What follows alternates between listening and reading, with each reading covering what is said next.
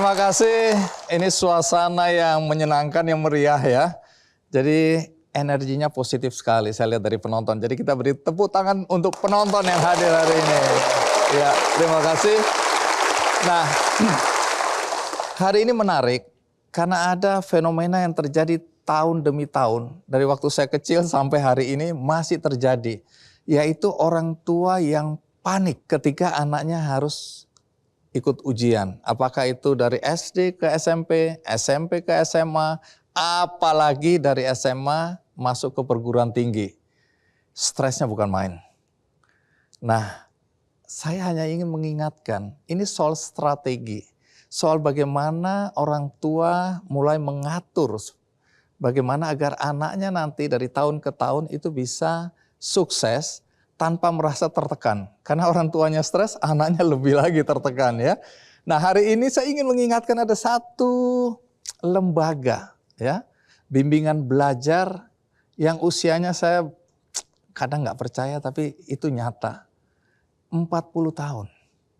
Namanya apa? Ganesha Operation.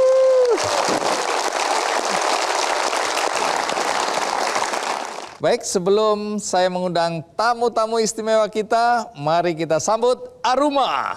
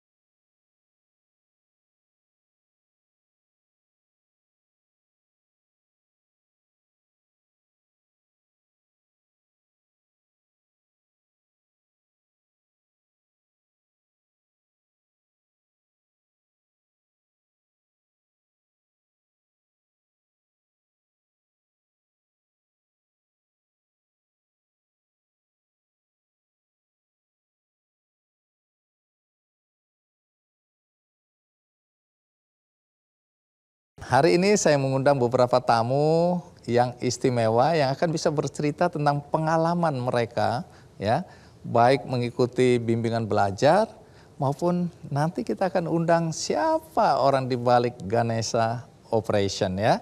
Untuk kali ini kita sambut dengan meriah Rizky Senida. Rizky, terima kasih. Terima kasih sudah undang Rizky, Bang Andi. iya. Kalau aku lihat ini umur berapa ini ya? Umur saya sekarang 20 tahun. Sekolah di mana? Sekarang saya adalah mahasiswa Fakultas Kedokteran. Oh, mahasiswa kedokteran. Iya, program studi pendidikan dokter Universitas Pajajaran dari Unpad, teman-teman. Ini menarik sekali. Karena prestasi Rizky ini kalau saya mau sebutkan terlalu banyak ya. Dan bahkan sampai hari ini. Tapi yang menarik, anak 12 tahun, kamu dan orang tua sudah punya strategi untuk pendidikanmu ya? Betul, iya. Semacam kami sudah membuatkan grand design-nya sebelum akhirnya bertempur ataupun menempuh pendidikan tinggi seperti itu. Orang tuamu pendidikannya apa? Sebetulnya orang tua saya biasa-biasa saja. Tetapi dalam hal ini sejak saya kecil memang saya dilatih untuk memiliki rasa yang bekerja keras seperti itu. Sejak kecil saya harus bekerja keras. Orang tua saya ini menginginkan anaknya itu untuk memiliki jiwa kemandirian sejak kecil. Dan saya rasa jiwa kemandirian inilah yang akhirnya outputnya itu saya bisa sampai berada di titik ini seperti itu. Bang Andi. Oke. Baik, kalau gitu duduk dulu, Rizky. Oke, jadi prestasimu banyak sekali, tapi kita mulai dengan sedikit cerita tentang siapa Rizky. Ini dia profilnya.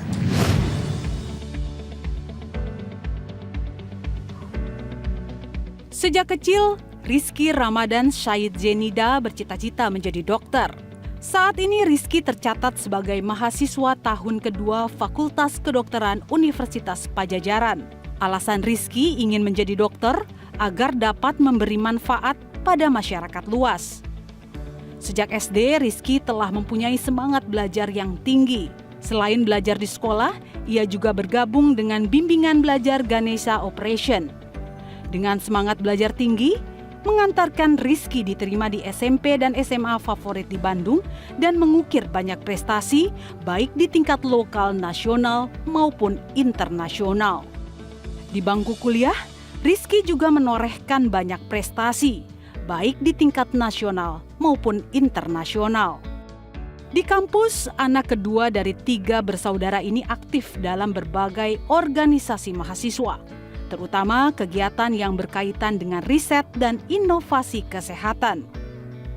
Dengan ikut terlibat aktif dalam kegiatan riset dan inovasi kesehatan, Rizky dapat berkontribusi lebih pada masyarakat. Sesuai dengan nilai yang ditanamkan orang tuanya bahwa hidup harus bermanfaat dan mengutamakan rasa empati.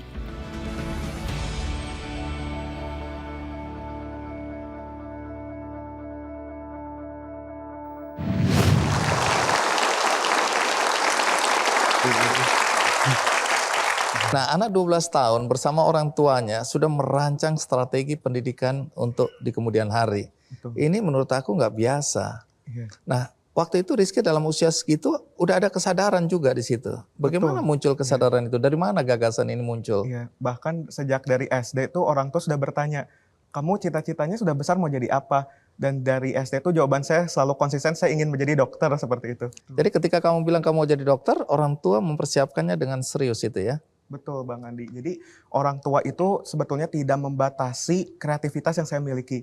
Dan juga tidak membatasi potensi apa yang kemungkinan muncul di depannya. Karena kan terkadang yang namanya cita-cita di tengah-tengah selalu berubah. Iya. Ada yang dari awal dokter, ujung-ujungnya jadi tentara misalkan. Tapi memang karena passion saya di situ, justru orang tua sangat mendukung. Kalau memang kamu bisa di situ, passion kamu di situ, kesukaan kamu di situ, kamu enjoy di situ, ya lanjutkan seperti itu. Artinya sejak kecil kamu sudah punya pola belajar dan dengar-dengar ikut bimbingan belajar. Betul, saya dari kelas 5 SD ikut Dari bimbingan kelas belajar. 5 SD ikut Iya. bimbingan belajar. Iya. Jadi bimbel itu bagaimana cerita bimbel? Cerita awalnya saya ikut bimbel seperti itu ya. Memang ini dari cerita orang tua terlebih dahulu Bang Andi. Iya. Jadi memang orang tua saya tuh mengajarkan 4 poin. Apa itu? Yang pertama adalah kejujuran. Jadi sesalah apapun saya tidak ragu untuk mengungkapkan dan meminta maaf kepada orang tua. Yang kedua, poin kedua yang orang tua saya katakan adalah mengenai bekerja keras seperti tadi yang disampaikan, dan juga kedisiplinan serta kecerdasan. Dari rasa disiplin itu, saya memang kebiasaan saya itu bangun pukul 3 pagi, saya sholat tahajud, setelah itu saya membuat suatu grand design kecil untuk hari itu, sehingga setelah azan berkumandang, saya harus menyelesaikan apa saja yang telah saya membuatkan listnya itu. Banyak pendidik atau orang-orang yang bergerak di pendidikan mengkritisi anak-anak yang disuruh belajar melebihi ya kapasitas dia. Artinya kalau dia di sekolah udah dapat pendidikan ini, disuruh les ini, les itu, les ini, les itu, les ini, anaknya lama-lama stres berat. Burn out. Nah, kamu gimana? Justru apabila ditanya hal apa yang ingin saya lakukan jika saya memiliki waktu luang, saya senang sekali untuk membaca dan juga menulis. Itu sejak SD seperti itu. Jadi saya mengikuti GO pun itu keinginan saya. Boleh ya? Bukan paksaan orang tua. Betul, tidak ada paksaan. Okay. Boleh nggak ya saya ikut GO gitu. Ketika datang ke GO, bertemu dengan teman-teman lain, di situ environment-nya mulai terbentuk. Saya dapat melihat teman sebangku saya, oh cara belajar dia itu seperti ini ya. Oh cara belajar dia, oh dia tuh pinter loh. Ternyata secara effortless saja dia bisa mengerjakan soal, yang mana saya aja mengerjakan soal ini misalkan 10 menit. Dia bisa 2 menit. Oh caranya begitu ya. Jadi ada interaksi. Ada interaksi. Saling bertukar ya. Betul. Yang kedua, melihat juga dari guru-guru yang ada di sana. Saya yakin mentor-mentor saya yang ada di GO itu orang-orang yang kaliber di bidangnya. Sehingga dengan adanya kita bimbingan secara langsung, attach one by one dengan gurunya itu malah signifikansi belajar dan efektivitas belajarnya itu semakin meningkat. Karena kita dibimbing langsung, bertemu langsung dengan gurunya. Jadi berapa lama kamu ikut bimbel ini? Kurang lebih 8 tahun mungkin ya. 8 tahun? Iya, konsisten di GO terus. Baik, nanti kita akan lanjutkan. Menarik sekali ngobrol dengan Rizky. Kita rest jenak, ikuti terus Ki Candy. Dalam sejarah 66 tahun Fakultas Kedokteran baru kali ini ya terjadi ya. Dan ini mengingatkan kalau nggak salah waktu kamu masih SD ya, sudah ikut tryout untuk anak SMP.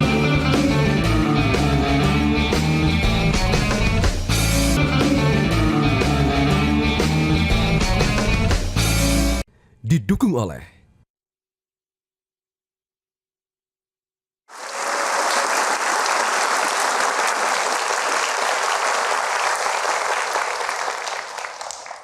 Rizky, ini anak-anak kalau disuruh ikut bimbingan belajar ya dari tahun ke tahun, waktu ke waktu, jangan-jangan dia nggak punya waktu untuk sosialisasi, bermain, sehingga dia antisosial nantinya. Bagaimana dengan pendapat itu? Pendapat itu kalau menurut saya pribadi sih, mungkin bagi sebagian orang betul. Tapi bagi saya sendiri, saya masih memiliki waktu bersama keluarga. Karena saya itu sudah menjadwalkan, oh misalkan GO, Senin, Kamis, Selasanya nih kosong. Selasa misalkan saya gunakan untuk istirahat di rumah. Rabunya saya gunakan untuk mengikuti eskul misalkan. Jumatnya ini saya biasanya masih bersosialisasi bersama teman-teman seperti itu. Kita misalkan main, saya juga dulu masih nongkrong. Jadi tetap ada waktu ya masih ada waktu untuk bermain. Nah tapi kenapa milih Ganesha Operation ya? Mungkin pertama saya itu melihat dari track recordnya mungkin ya. Dari Ganesha Operation tuh sangat luar biasa. Meluluskan banyak sekali calon-calon pemimpin. Banyak juga meluluskan akademisi yang memang luar biasa. Yang memang expert di bidangnya masing-masing. Kemudian juga ketika dan ya terlebih lagi ketika SMA gitu kan. Kalau SMA tuh sudah banyak juga nih tawaran-tawaran dari bimbingan belajar lain. Tapi di GO ini saya rasa saya itu sangat didukung sekali, saya sangat dibimbing sekali. Bahkan saya mendapatkan bimbingan itu ketika COVID saja, saya langsung nge-call, saya minta TST itu tambahan. Itu langsung dikasih waktunya. Dan yang saya tertarik adalah GO pada zaman saya itu memiliki software SNMPTN. Sehingga dari nilai-nilai yang saya miliki itu dapat diprediksi. Ketika saya masuk ke fakultas ini, probabilitas masuknya itu tinggi. Kalau masuk ke fakultas B misalkan, oh ini rendah, tidak bisa gitu. Jadi itu sih yang membuat jadi saya dari awal kita udah tahu ini ya, kansnya ya, betul. peluangnya ya. Iya. Jadi nggak ngawur aja, pokoknya dikasih, kamu selamat berjuang, milih yang mana. Kalau salah ya salahmu sendiri gitu ya. Enggak itu ya? Enggak. Kamu waktu masuk Fakultas Kedokteran di Pajajaran Unpad ini melalui jalur apa? Kebetulan alhamdulillah kemarin saya lolos jalur SNMPTN. Mungkin dikenal sebagai jalur undangan mungkin. Di kampus kamu ikut organisasi? Ikut. Apa kebetulan, aja Bang Andi. yang kamu ikuti? Yang pertama saya mengikuti Science and Research Center. Ini merupakan satu-satunya organisasi riset dan terbesar di Fakultas Kedokteran Unpad. Kebetulan alhamdulillah Rizky kemarin terpilih menjadi CEO-nya atau ketuanya seperti itu. Yang kedua, Rizky di tingkat universitas. Jadi kalau tadi itu levelnya di tingkat fakultas. Fakultas, ya. Yang di tingkat universitas itu Rizky mengikuti organisasi Phoenix. Apa itu? Phoenix itu Pajajaran High Level Organization in New Age Research. Kebetulan Rizky yang mendirikan organisasi tersebut baru berusia 3 bulan. Dan untuk yang SRC tadi di tingkat fakultas itu khusus bergerak di bidang riset. Ya, sementara yang untuk di tingkat universitas itu khusus bergerak di bidang inovasi yang bergeraknya itu multidisiplin ilmu. Sehingga di sana bukan hanya anak FK, melainkan ada fakultas-fakultas lain terdiri atas 12 fakultas dan sudah ada 60 anggota sekarang. Sehingga dalam menciptakan suatu inovasi itu bukan hanya dari FK saja loh. Kita bisa berkolaborasi multidisiplin ilmu tadi dengan fakultas-fakultas lainnya. Nah, soal pengajuan proposal seminar itu di semester 3. Di semester 3, ya. Hasilnya bagaimana? Alhamdulillah lulus, dilanjut ke sidang skripsi. Jadi Semester 3? iya, untuk proposalnya di semester 3, Iya, sidang terus skripsinya di semester 4. 4. Ini berkat dari pertama mungkin bantuan dari ibunda kami. Saya menyebutnya ibu karena memang sangat sudah dekat sekali. Beliau adalah Dr. Nusratul Lailia. Beliau bergerak di bidang saraf, Departemen Saraf Rumah Sakit Hasan Sadikin. Saya juga memiliki seorang mentor, namanya Kang Asep Wirayasa yang sama-sama membangun Phoenix tadi, ya, dan mendapatkan arahan dari Ibu Kaprodi, Dr. Yuni, beserta Pak Dekan, Profesor Yudi, seperti itu. Keren ya. Iya. Dan ini dalam sejarah 66 tahun Fakultas Kedokteran baru kali ini ya terjadi ya. Dan ini mengingatkan kalau nggak salah waktu kamu masih SD ya, sudah ikut tryout untuk anak SMP. Betul, saya sebetulnya mencoba-coba saja sih, ada waktu luang, iya. Kamu masih punya kebiasaan ikut kompetisi olimpiade ya. Betul, iya. Terus kemudian baru 2 tahun kuliah sudah mendapatkan 16 penghargaan. Betul. Nasional dan internasional. Iya, alhamdulillah. Kalau penasaran silakan googling sendiri ya. Terlalu panjang kalau aku sebutkan. Terus kemudian tadi ya bersama tim mahasiswa mendapat medali emas dan penghargaan terbaik kategori kesehatan di Indonesia Investor Day. Betul. 2023 lalu ya, Iya. yang diselenggarakan oleh Wintex ya, World Invention of Technology Expo. Betul. Kemudian Mei lalu mendapat penghargaan dari Menteri Kesehatan Malaysia di kompetisi inovasi. Kementerian Kesehatan Malaysia, iya. Wow. Terus inovasi bekerjasama dengan Rumah Sakit Hasan Sadikin untuk bidang kesehatan syaraf, jantung, epilepsi, kesehatan anak dan lain-lain. Iya, betul. Banyak kali nih. Terus kamu juga ke desa-desa ya? Iya, ada program pemberdayaan masyarakatnya sebetulnya. Oke, Iya. aktif juga. Aktif. Terus dapat medali emas di ajang International Indonesia Interstudent Day tahun lalu. Betul, iya. Aku ingin pendapatmu di akhir pertemuan kita ini, Rizky. Aku kan lihat sekarang tadi anak-anak muda, anak-anak sekolah, sekarang kan sering pegang gadget. Selalu diperdebatkan manfaat yang baik dan yang buruk kan. Yang baik bilang loh, biarkan anak-anak mengenal teknologi, biarkan mereka biasa mengakses ilmu pengetahuan melalui teknologi dan seterusnya. Yang ini bilang, wah teknologi menyesatkan karena akhirnya anak-anak kejeblos untuk ya konten-konten yang negatif.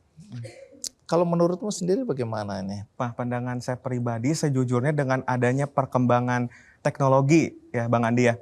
Sebetulnya kalau saya lihat pribadi justru hal ini apabila kita manfaatkan sebaik mungkin, itu akan memberikan tadi kebermanfaatan dan juga dampak yang begitu luar biasa. Katakanlah sekarang kalau misalkan di sistem kesehatan banyak sekali pasien ataupun orang yang meninggal bukan karena tidak diobati meninggalnya itu, tetapi karena akses menuju sistem kesehatannya itu sulit. Tapi dengan adanya percepatan inovasi teknologi, khususnya di klaster kesehatan ini, justru hal itu akan membantu para pasien tersebut jangan sampai mengalami morbiditas dan juga mortalitas. Tapi dalam hal ini juga banyak sekali sekarang anak-anak yang betul ya tadi melakukan hal-hal negatif dengan adanya teknologi. Sebetulnya di sini peran orang tua beserta peran guru dan juga peran anaknya itu sendiri yang memang harus berintegrasi sama-sama sehingga tidak bisa melakukan ataupun menggunakan teknologi itu hanya kita saja sebagai anak.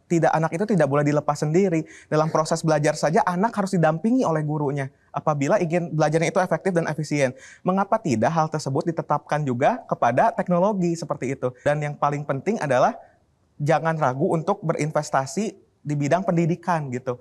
Sekarang tadi juga misalkan anak diberikan HP, HP-nya ini untuk apa tujuannya? Harus ada informed consent terhadap anaknya tersebut. Anak mau main HP, oke, main HP. Tapi di situ dilihat juga apakah kegunaan HP-nya itu screen time-nya lebih banyak digunakan untuk hal-hal negatif, untuk bermain saja, atau justru anak ini diberikan HP malah dia menggunakan HP-nya itu hal-hal positif. Oke, terima kasih. Terima kasih. Kita berikan aplaus untuk Rizky. Terima kasih. Ya. Berikutnya saya akan memperkenalkan Kevin. Kevin, terima Selamat malam, kasih Bang Andi. sudah hadir. Terima kasih banyak. Baik, Kevin, apa betul kamu tamat SMA usia 16 tahun? Betul, ya. Oke. Apa betul kamu sarjana dalam usia berapa tahun? 20 tahun.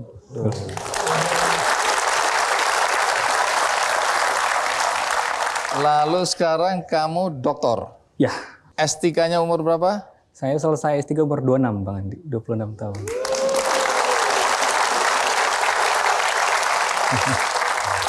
Apakah betul kamu dulu juga ikut bimbingan belajar Ganesha Operation? Ya, betul. Saat mau masuk ITB. Baik, bagi yang penasaran siapa Kevin, kita rehat sejenak, ikuti terus Kick Andy. Silakan duduk. Saya ditolak kebanyakan. Karena ujian saringan awalnya itu adalah ujian psikologi yang saya yakin psikologi saya itu nggak siap untuk itu. Anak 21 tahun tahu apa, Pak, gitu kan.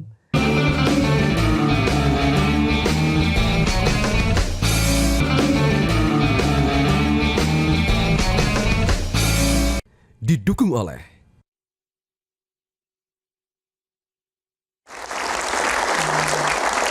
Baik, tadi sudah ada bocoran sedikit mengenai Kevin ya. Kevin namanya ini Kevin Marojahan Banjarnahor. Betul, Pak. Tapi kalau dipakai gelar Dr. Insinyur Kevin Marojahan Banjarnahor STMT. Doktornya di bidang apa? Di bidang tenaga listrikan, Pak. Kelistrikan. Lebih tepatnya di sistem tenaga listrik. Jadi pendidikan saya dari S1 sampai S3 itu linear, Pak. Oke. Baik, tapi sebelum kita lanjutkan, kita simak dulu tayangan berikut ini.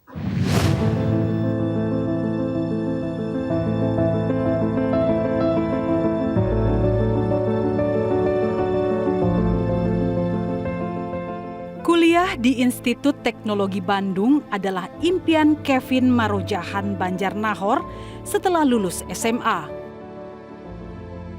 Impian itu terwujud dan bukan hanya kuliah di ITB. Kini Kevin menjadi dosen di kampus yang diimpikannya itu. Ia menjadi dosen tetap ITB sejak tahun 2019. Kevin lahir pada 7 Maret 1993 dari pasangan Robinson Banjarnahor dan Riri Sitompul. Sejak SD, Kevin selalu memperoleh prestasi 3 besar di kelas. Saat bersekolah di SMP dan SMA, ia mengambil program akselerasi sehingga total SMP dan SMA diselesaikan dalam waktu 4 tahun. Pada tahun terakhir SMA, Kevin bergabung di Bimbel Ganesha Operation untuk memperbesar kesempatannya diterima di perguruan tinggi yang diimpikannya. Kevin diterima di Sekolah Teknik Elektro dan Informatika ITB lewat jalur seleksi nasional perguruan tinggi negeri.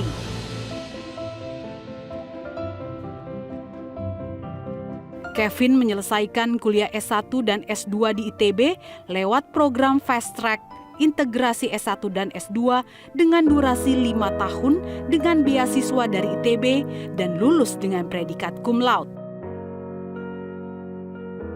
Kevin melanjutkan studi S3 di Universitas Grenoble, Prancis dengan beasiswa dari LPDP dan lulus pada tahun 2019 di usia 26 tahun.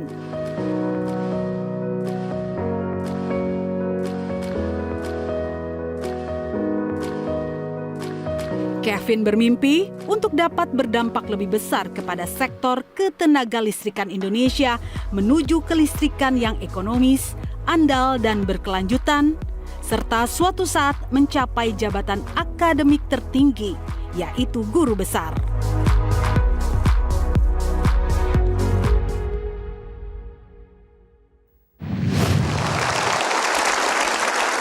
Kenapa waktu itu punya mimpi untuk masuk ITB? Saya dari keluarga Batak yang mana di orang Batak itu melihat tulang, nanti jadi tulang itu saudara laki-laki dari ibu, itu sesuatu. Kebetulan tulang saya itu ada yang lulusan ITB dan teknik elektro. Nah, selalu diagung-agungkan di keluarga. Jadi suatu saat saya berpikir, kayaknya keren juga kayak tulang saya ini. Waktu saya SMA, ternyata saya lihat jalur masuk ITB itu hanya ujian. Mungkin beda sekarang itu kan ada seleksi melalui rapor ya, melalui prestasi. Tapi saat itu masuk ITB itu hanya melewat ujian mandiri atau seleksi nasional masuk perguruan tinggi. Nah, saya melihat, wah, ini kalau masuk lewat ujian mandiri mahal sekali, Bang Andi. Kebetulan abang saya saat itu sedang kuliah juga, sehingga saya melihat satu-satunya cara saya masuk adalah lewat seleksi nasional, di mana uang pangkalnya bisa 0. Dan saya yakin namanya ujian secara nasional itu aspeknya 2. Yang pertama kesiapan materi, maksudnya materi ujian ya. Yang kedua mental. Nah, persiapan materi ujian itu bisa saja kita belajar sendiri di rumah, tapi mental ini nggak bisa. Mental ini harus dilatih, Bang Andi. Nah, saya melihat, saya minta sama orang tua saya, oke papa mama, kalau berat untuk ujian mandiri, kasih saya bimbel aja. Saya pasti bisa masuk ITB, saya bilang. Minta permintaan bimbel dipenuhi? Dipenuhi, akhirnya dipenuhi permintaan bimbel. Ya sudah, saya ikut bimbel. Yang paling saya teringat dari bimbel di GO itu adalah yang pertama, saya bisa di sana dari jam 8 pagi sampai 8 malam. 12 jam di sana ngapain? Nah, macam-macam Bang. Mulai dari ikut kelas berkali-kali, jadi bisa saya kan dulu lemah di biologi. Jadi saya ikut biologi jam 8, gurunya ada di sini Pak Doni. Mana Pak? Mana coba Pak Doni? Pak Doni mana? Oh ini, lah gurunya masih muda. Masih. Wah ini ungkapan terima kasih luar biasa. Kita berikan aplaus untuk Pak Doni. Jadi jam 8 Pak Doni ngajar, saya ikut. Nanti sore ada sesi yang sama, ngajar yang sama, saya ikut lagi Pak. Saking saya lemahnya di biologi, saya sadar ya saya ikut. Terus akhirnya? Akhirnya setelah ikut bimbingan belajar tentu ada tryout. Biasanya tiap minggu itu ada tryout. Di tryout itu lagi-lagi 2 aspek tadi, aspek materi dan mental itu betul-betul diasah. Dan saya hanya jebol tryout ke stay ITB itu 1 kali. Di antara sekian banyak tryout. Yang lainnya ya kadang-kadang jebol pilihan kedua, kadang-kadang tidak lulus. Jebol itu maksudnya lulus? Masuk. Ya. Masuk. Lulus ke pilihan itu saya jebol. Maaf. Ya sudah, tapi setelah berdiskusi dengan tim dari GO disampaikan bahwa oke, nggak apa-apa, pilihan pertama pilihlah yang Anda impikan. Tapi saya nekat juga saat itu. Karena orang tua saya itu sudah ingin saya masuk ke salah satu perguruan tinggi swasta lain.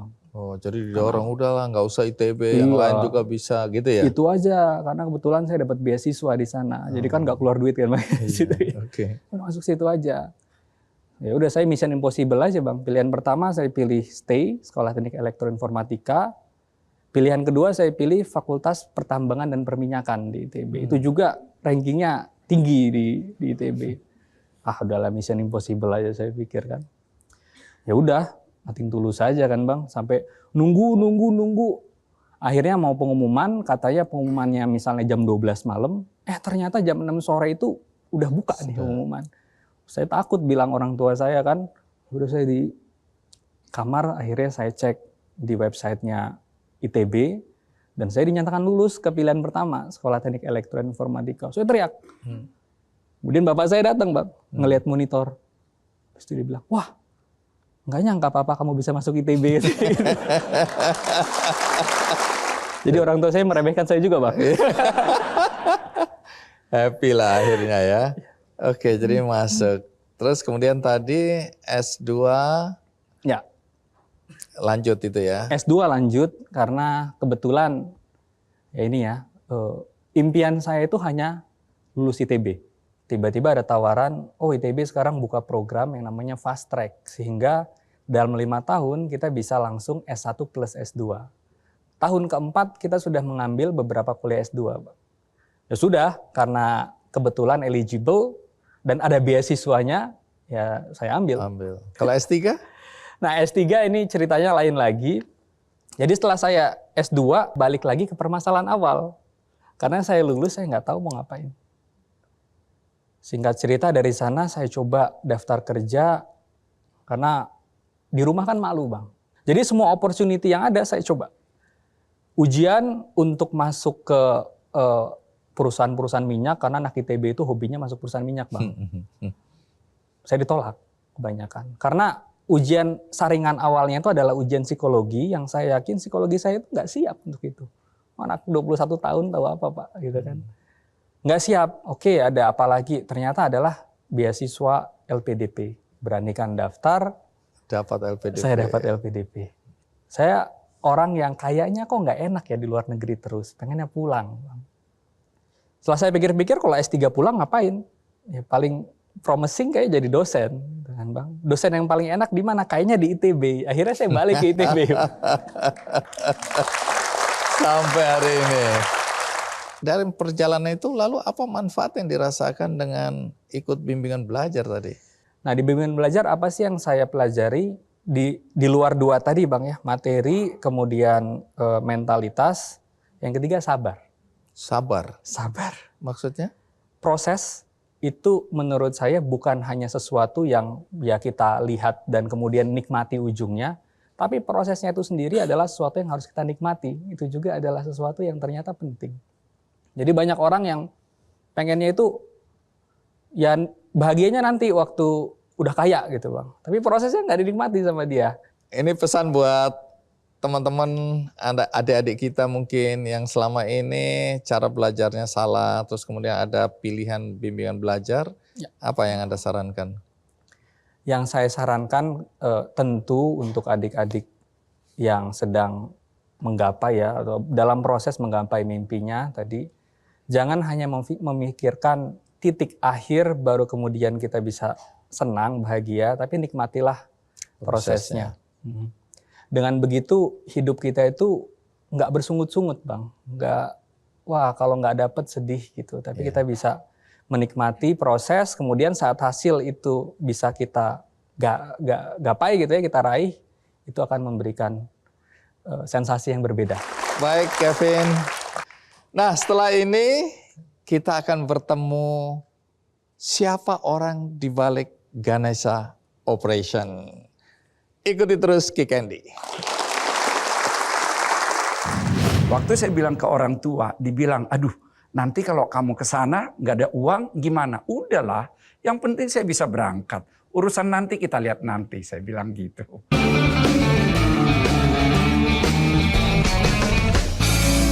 Didukung oleh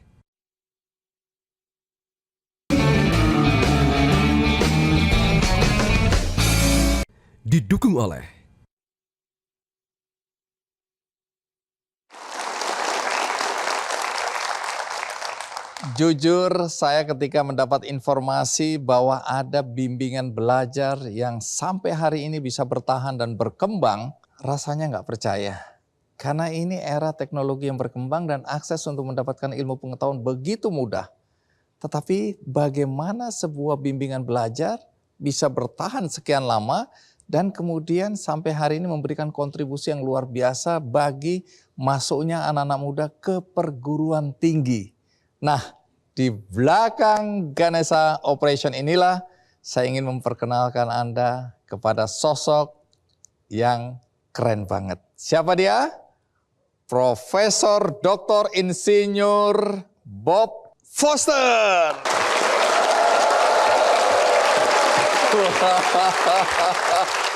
Luar biasa. Itu belum lengkap, di belakangnya masih ada MM. Banyak kali gelar Anda ini. Jadi Pak Bob, terima kasih ya. Tadi kita udah dengar cerita-cerita bagaimana anak-anak muda yang mendapat manfaat dari apa yang Anda bangun. Dan dengar-dengar Anda bangun ini dari garasi. Betul. Dari sebuah garasi. Ya, Bang Andi. Tahun berapa itu? Tahun 1984. 1984 dari sebuah garasi Anda membangun yang sekarang menjadi berapa banyak? Saat ini ada 693 outlet di 294 kota se-Indonesia. Oke, silakan duduk. Terima kasih. Pak Bob, Anda ini disebut-sebut sebagai legenda hidup, the living legend. Dalam konteks bimbingan belajar ya. Karena tadi Anda sebutkan bahwa ini hampir di semua kota ini Anda ada atau ada GO ini.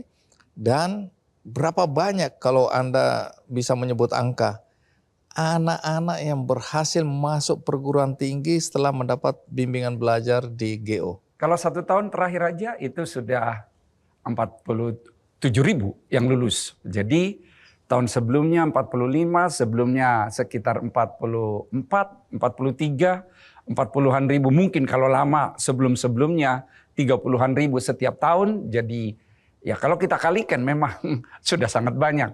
Saya kan dengar bahwa Anda dulu bekerja sudah nyaman di PLN. Betul. Dalam posisi yang bagus. Ya. Dengan gaji yang pasti bagus.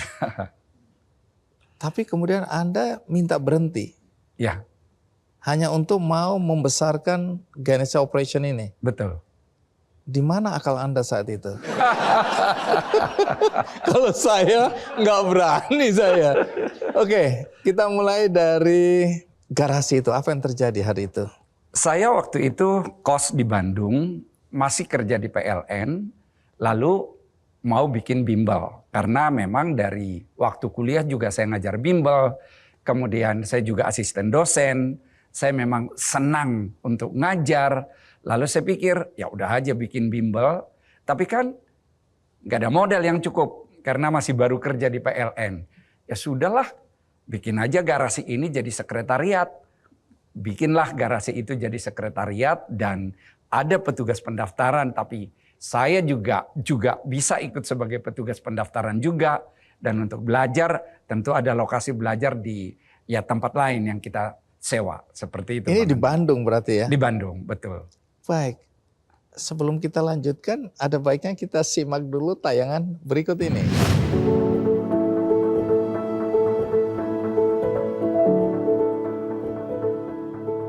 Setiap kesuksesan yang diraih seseorang memerlukan proses. Begitu juga yang diraih Bob Foster hari ini adalah hasil dari tekad, semangat, dan kerja keras serta dukungan dari keluarga. Bob adalah pendiri dari pemilik bimbingan belajar Ganesha Operation serta pendiri Universitas Informatika dan Bisnis Indonesia Bandung. Meski lahir dari keluarga sederhana, Bob mempunyai mimpi yang besar di bidang pendidikan. Saat duduk di SMP, Bob bercita-cita kuliah di Institut Teknologi Bandung ITB dan cita-citanya terwujud. Bob lulus dari jurusan Teknik Elektro ITB pada tahun 1982 dan kemudian bekerja di perusahaan listrik negara PLN. Kecintaannya pada dunia pendidikan yang mendorong Bob mendirikan Ganesha Operation pada tahun 1984. Dengan Ganesha Operation, Bob ingin membantu para siswa masuk ke perguruan tinggi dan sekolah favorit yang diidamkan. Seiring berjalannya waktu, konsistensi kualitas dan kontrol secara terpusat mengantarkan Ganesha Operation mendapatkan 2 rekor muri, yakni bimbingan belajar terbesar yang dikelola secara terpusat dan bimbel terbaik yang berhasil meluluskan siswa ke PTN dan perguruan tinggi kedinasan terbanyak se-Indonesia, yakni sebanyak 45.000 lebih kelulusan di tahun 2022. Sementara saat mendirikan Universitas Informatika dan Bisnis Indonesia Bandung pada tahun 2007, Bob ingin memberikan alternatif pendidikan tinggi dengan biaya yang terjangkau serta kualitas pendidikan yang baik. Pada bulan Oktober 2022, Bob Foster dikukuhkan sebagai guru besar di bidang ilmu manajemen.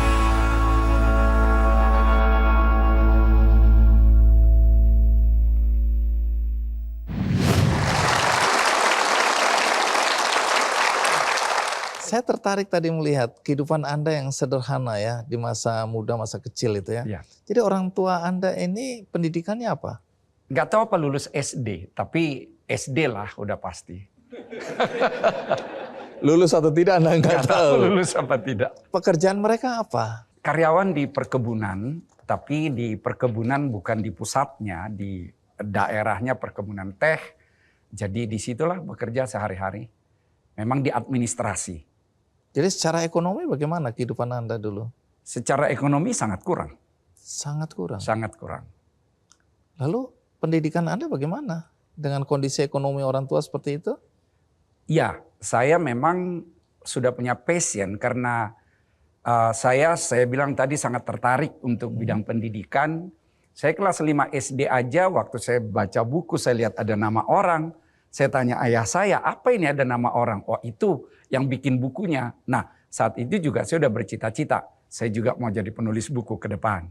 Dan kemudian SMP saya lihat-lihat apa sih universitas yang cocok bagi saya nanti. Saya lihat ITB. Saya harus masuk ITB nanti. Nah memang waktu saya bilang ke orang tua, dibilang, aduh nanti kalau kamu ke sana nggak ada uang gimana? Udahlah, yang penting saya bisa berangkat. Urusan nanti kita lihat nanti, saya bilang gitu.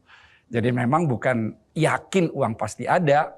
Dan memang selama kuliah pun ya sangat-sangat terbatas.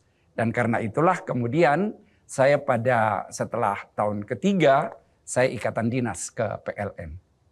Sehingga ada uang untuk biaya kuliah dan sehari-hari. Ya juga karena saya sering dikatain orang kampung gak punya uang. Jadi muncul passion saya. Oke, suatu saat saya akan tunjukkan bahwa saya juga bisa gitu.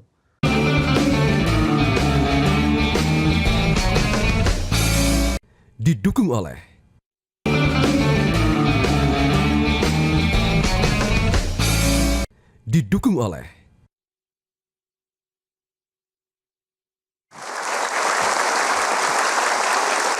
Jadi Anda ini anak kampung ya? Betul. Jadi kampung Anda persisnya di mana ini?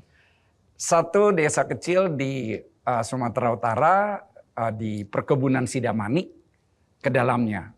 Nggak tahu apakah ada itu di Google Map, nggak tahu. Gimana Anda punya mimpi yang melebihi pasti anak-anak kampung Anda sendiri? Dari mana itu? Ya juga karena saya sering dikatain orang kampung nggak punya uang. Jadi muncul passion saya. Oke, suatu saat saya akan tunjukkan bahwa saya juga bisa gitu. Tapi kan pasti rata-rata di desa Anda, di kampung Anda ini tidak ada mimpi anak-anak untuk sekolah setinggi-tingginya sampai bahkan di ITB waktu itu. Saya pikir tetap ada faktor positif dari orang tua saya karena ayah saya sering setel radio tapi radionya itu berita internasional lah, nasional lah gitu. Jadi itu juga memberi wawasan bagi saya untuk mendengar dunia luar walaupun di desa terpencil. Oke, jadi kesimpulannya kuncinya adalah beli radio semuanya. Akhirnya bagaimana bisa masuk ke ITB? Ini sambil saya membayangkan anak kampung ini ya. Iya. Sejak SMP sudah pengen masuk ITB, lalu SMA saya cari buku walaupun sangat terbatas yang ada soal tes. Soal tes masuk ITB. Lalu saya cari, dapatlah mungkin 1-2 buku saja. Itu saya pelajari, saya ulang. Itulah persiapan saya untuk tes masuk ITB. Anda kuliah ambil apa akhirnya? Saya kuliah ngambil elektro. Elektro juga? Iya. Oke. Terus lulus tahun? Lulus tahun 82. Langsung 1982. Langsung bekerja atau Langsung bekerja di PLN karena saya ikatan dinas. berapa lama Anda di PLN? Saya kerja di PLN 12 tahun. Bimbel ini dari mana idenya ya? Saya memang ada faktor, ya mungkin karena saya seperti tadi dari desa, lalu saya masuk ITB, kemudian kalau saya lihat pada saat itu belum seperti sekarang banget, ada sinkronisasi dari apa yang diajarkan di SMA dan keluar di perguruan tinggi. Misalnya tes masuk perguruan tinggi, kalau dulu terpisah banget. PTN bikin soal tesnya sendiri. SMA ngurus kurikulumnya sendiri. Lalu saya lihat, wow, sebetulnya orang gagal masuk perguruan tinggi yang terbaik pun, sangat baik pun, belum tentu karena dia tidak punya potensi. Tapi mungkin karena dia tidak mendapat pelajaran yang sesuai dan lengkap. Dalam satu kota aja, satu SMA itu ya satu dengan lain bisa beda kualitas. Apalagi kota besar dengan kota kecil. Lalu saya pikir, saya juga pengen bantu mereka dong. Jangan mereka gagal bukan karena tidak mampu, tapi hanya gara-gara mungkin sekolahnya kurang memberikan yang lengkap. Saya bikin gitu, itu latar belakangnya. Anda kan tadi bekerja di PLN 12 tahun. Ya. Pasti itu udah bagus lah ya, jabatan, posisi. Posisi apa waktu itu? Kepala bagian untuk daerah Bali sampai dengan Timur-Timur. Waktu itu belum merdeka. Itu kan luar biasa. Kemudian gaji saya udah membayangkan hari itu udah pasti bagus itu ya. Betul. Lalu kenapa Anda berani memutuskan untuk berhenti? Memang tidak mudah saya untuk memutuskan. Karena di PLN saya menikmati juga. Apa yang saya lakukan sesuai dengan keilmuan saya. Kemudian juga ya tadi fasilitas juga sudah tersedia sebetulnya. Di sisi lain saya juga hobi ngajar. Nah, saya di Bali sebagai cabang pertama GO. Kemudian pusatnya di Bandung. Tiap minggu saya bolak-balik Bandung, Denpasar tiap minggu. Karena saya harus lihat di Bandung, saya lihat di Denpasar. Lalu saya pikir, waduh, masa saya harus terus seperti ini? Tapi saya kok lebih suka ngajar ya. Lalu saya pikir, ya sudahlah PLN ini begitu banyak teman-teman yang ngurusin. Sementara GO ya masih sedikit dan saya juga memang sebagai orang yang di situ memang yang membuat dari awal. Ya sudahlah, saya ke GO aja biar PLN diurus teman-teman gitu. Dan saya keluar, saya langsung ngajuin surat pengunduran diri. Waktu itu sudah ada baru handphone. Handphone saya langsung saya off selama sebulan. Karena saya tahu pasti saya akan dicari terus. Dan betul loh, teman bilang, kamu dicariin. Oleh pimpinan PLN? Betul. Jadi intinya sebenarnya Anda mau ditahan itu artinya. Mau ditahan, betul. Nggak boleh keluar. Betul, malah Tunggu, dibilang, Anda kamu masih mau naik tuh. Jadi pimpro gitu. Sudahlah, saya bilang. Nah itu keberanian yang luar biasa. Tapi Anda udah menikah nggak hari itu? Belum. Oke ya. Saya udah membayangkan kalau Anda hari itu sudah punya istri. Yang itu tadi. Tapi orang tua tidak mendukung untuk keluar. Orang tua nggak setuju? Iya. Apa kata Ngapain orang tua? keluar? Di situ kamu sudah oke kok. Coba, udah terjamin. Nanti pensiun kamu pun udah dapat uang pensiun. Dibilang. Saya bilang, aduh udahlah kalau kita mikirin hanya pensiun aja. Ngapain sih? Banyaklah yang harus kita lakukan sesuai dengan passion, cita-cita kita pribadi gitu. Tapi apakah waktu Anda memutuskan Anda yakin GO akan sebesar ini? Saya memang orangnya tidak ragu sih bahwa belum kebayang sebesar ini, ya belum kebayang. Tetapi ya saya lakukan aja terus apa yang bisa dilakukan. Saya lakukan toh udah jalan juga kok. Ada di Bandung, ada di Denpasar. Ya udah saya kerjain aja terus dengan serius. Yang juga saya lihat menarik adalah mimpi Anda ketika melihat buku dan ada nama di depan buku itu dan Anda bertanya ke orang tua tadi, ini siapa ini namanya, kenapa di sini? Dan dia ini memang penulis buku. Dan obsesi itu sekarang Anda wujudkan juga itu ya. Betul. Berapa banyak buku yang pernah Anda tulis? Sudah lebih dari 30 buku yang saya tulis. 30. Iya. 30 buku-buku apa aja terutama? Yang terutama 2 buku tentang fisika, mulai dari SMP, SMA, dan juga untuk perguruan tinggi manajemen. Nanti kita akan lanjutkan, tapi sebelum itu ada di sini Profesor Nasrul Watoni. Ini juga menarik ini, alumni GO, apa betul itu? Ya, betul. Umur berapa sekarang? Sekarang umur 42. Tadi apa saya salah nyebut profesor tadi itu ya? Kebetulan memang menjadi profesor termuda di Universitas Pajajaran. Profesor termuda. Waktu itu Oke. profesor di umur 39. Profesor 39. Ini bidangnya apa? Bidangnya teknologi farmasi dan farmasetika. Anda dulu kuliahnya di mana? Kalau kuliah S1 di Farmasi Unpad, kemudian terus lanjut profesi apoteker di Unpad juga, dan lanjut S2 ke ITB. Karena ini juga ada historical juga nih. Dan terakhir S3 di Jepang, di Kumamoto University. Oke, menarik.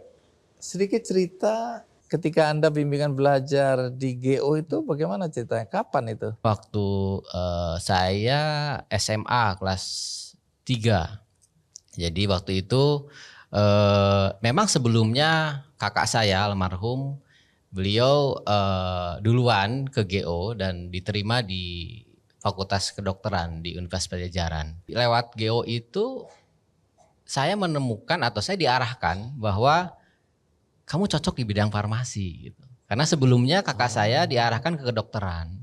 Dan itu berdasarkan atas penilaian-penilaian tryout. Nah, nanti disimulasikan kira-kira bidang apa nih yang cocok gitu. Kebetulan waktu itu saya pribadi juga ada mentornya tuh di GO tuh. Di sini mungkin ada Pak Wawan sini. Kalau dibilang di Tasik Mana nih. Pak Wawan? Pak Wawan. Nah, kebetulan pilihan pertama itu adalah farmasi ITB. Dan yang pertama ITB dan kemudian yang diterimanya itu adalah farmasi Unpad. Tapi justru karena masuk farmasi Unpad inilah saya dianugerahi mendapat gelar guru besar termuda ini. Guru besar termuda ya.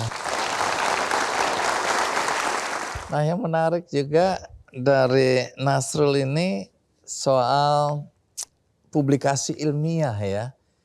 Jadi ada berapa publikasi ilmiah nasional dan internasional yang Sampai saat ini alhamdulillah publikasi internasional saya ada 87 dokumen di Wah. Jurnal Internasional Publikasi.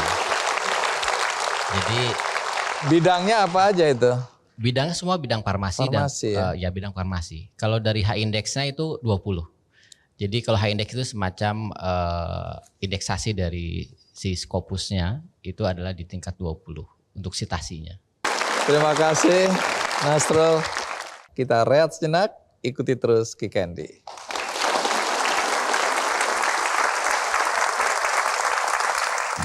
Kita ini bukan ngejar argo ya, saya bilang. Kita ngajar harus ada hati loh untuk ngajar.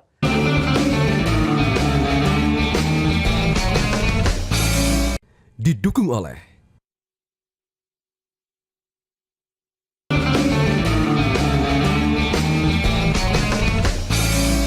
Didukung oleh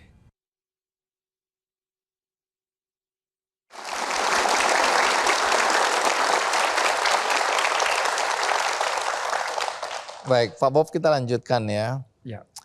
Saya tidak menyangka bahwa sebuah lembaga bimbel itu ternyata sejauh itu ya. Ya. Bahkan mengarahkan sesuai dengan prestasi anak itu ketika dalam perjalanan selama bimbel ini untuk menentukan jurusan apa yang tepat buat kamu, kekuatanmu di mana dan seterusnya. Ya. Saya pikir tadinya kalau bimbel ya udah kamu belajar aja lah, diajarin, habis itu ya silakan berjuang masing-masing. Tapi ternyata sejauh itu. Ya. Nah, yang juga jadi pertanyaan kan banyak orang tua yang memaksakan kehendak mendorong anak-anaknya masuk bimbel Ya. tanpa tahu anaknya ini nanti mau jadi apa dan seterusnya. Nah, anak-anak yang begini apakah ada di GO ini? Ada. Jadi anak-anak masuk bimbel itu berbagai latar belakang.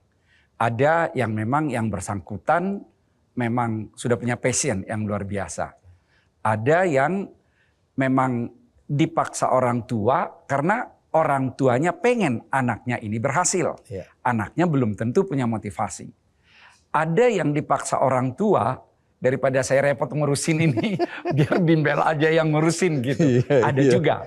Dan itu pernah juga suatu kisah, ada seorang siswa kami, dia datang ke GO, kemudian tidak masuk kelas. Lalu waktu kita tanyain, masuk kelas dong belajar. Kamu gimana sih, kan sayang. Kamu udah ikut bimbel, udah bayar lagi. Udahlah nggak usah, saya di sini aja, paling saya ke kantin. Karena saya ke sini bimbel, karena orang tua saya biar nggak dia repot liatin saya. Kenapa? Orang dia berantem melulu kok di rumah. Kami kan broken home. Jadi saya juga di sini nggak ada niat saya belajar. Ya udah, kami kasih arahan, ya singkatnya kita bilang, kalau orang tua kamu seperti itu, lalu kamu tidak merespons dengan positif ke dirimu, kamu korban lagi nanti. Tidak seketika, 1 bulan lebih lah, ada 2 bulan. Akhirnya dia sadar. Dan dia rajin bimbel. Dan pilihan pertama yang dia sukai di PTN yang ya sangat bagus lah, dia diterima. Dan statementnya dia katakan, Ganesha Operation yang mengubah hidup saya.